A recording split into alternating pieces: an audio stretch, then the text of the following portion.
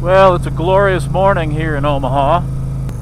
Thought I'd do a little cruise through the Boys Town campus. Also thought I'd do a quick rundown on the bikes that I've got. So it occurred to me I frequently say something like the bagger or the bobber, and maybe I ought to explain what that means. So I am obviously right now on the bagger. The bagger is a 1990 Harley Davidson Electra Glide. I've done quite a bit to it. It's relatively far from stock. It's got a Woods W6H cam, headwork by Scott up at Hillside, Wiseco pistons, and a bunch of other stuff. I haven't dynoed it, but I would expect this thing is running something in the vicinity of, I don't know, 80 to 90 horsepower, 80 to 90 torque, something like that. So it runs good. Like I said, I just finished that. I've got about, I don't know, 700 miles on the motor since it got completed. Chassis wise,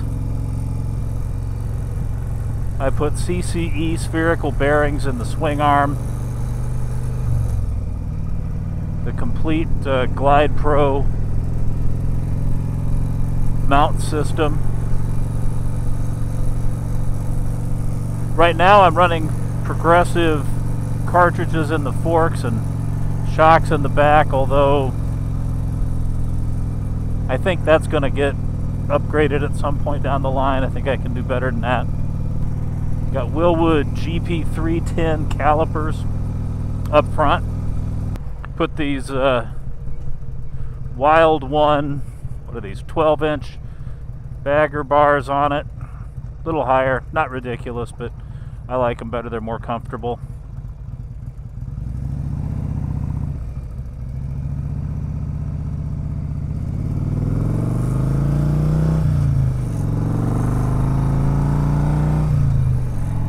One of the things that I really liked that I did was I replaced the terrible stock Saddlebags.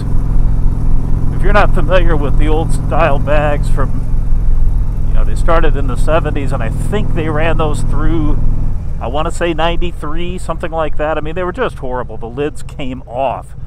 They were heavy, they were fiberglass. The lids actually came fully off. There was no hinge at all. Just horrible.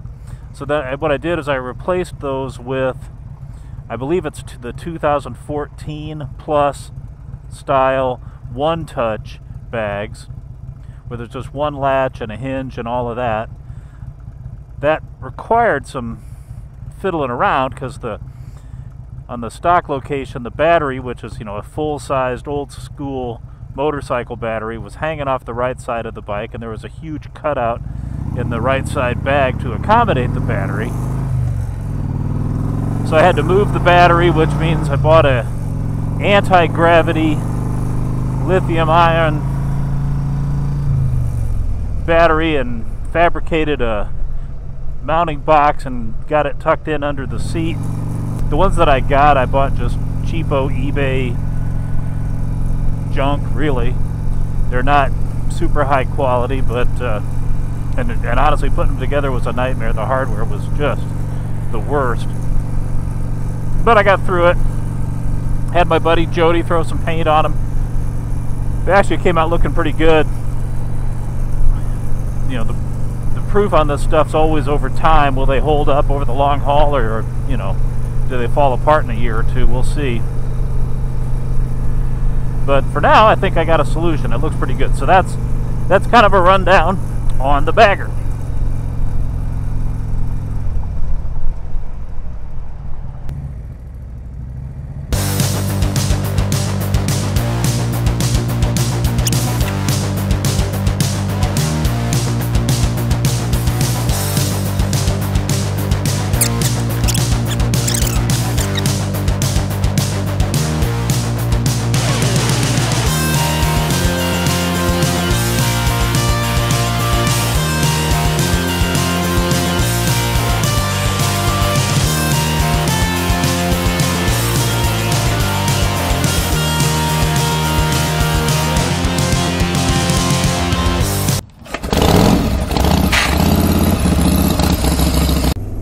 This is what I talk about when I'm talking about the bobber.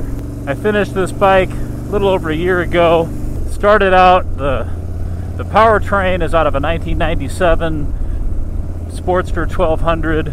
I pulled that out, put it into a Pauco SLP 120 frame.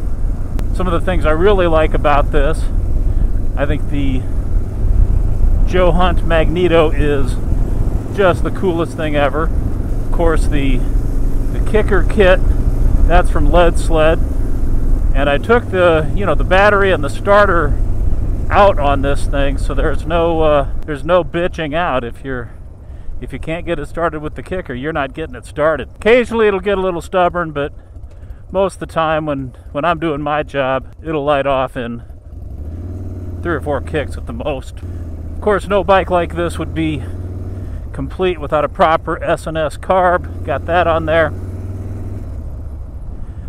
Moto iron Springer front end.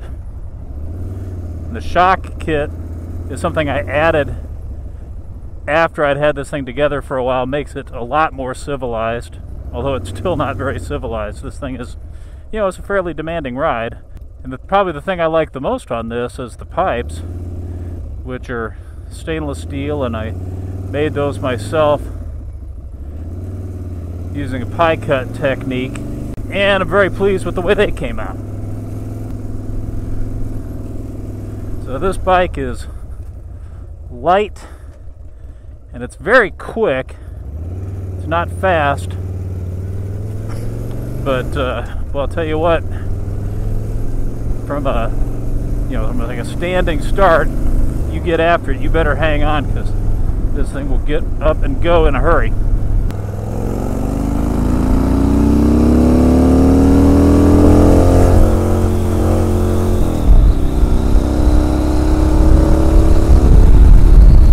The pipes are fairly civilized as long as I take it easy. I put Chromeworks baffles in them, mainly just give it a little back pressure and avoid reversion and all of that. But if you get after it, this thing will kind of get uncivilized on you.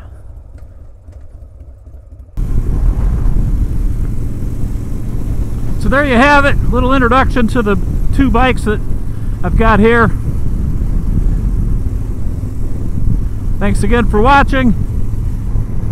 As of this morning, we're screaming all the way up to 17 subscribers. So, to my first 17, thank you very much. If you're not among those 17, please do take a second, hit that subscribe button. It would mean a lot to me, and I would truly appreciate it. So until the next time, be safe out there, and we'll talk soon.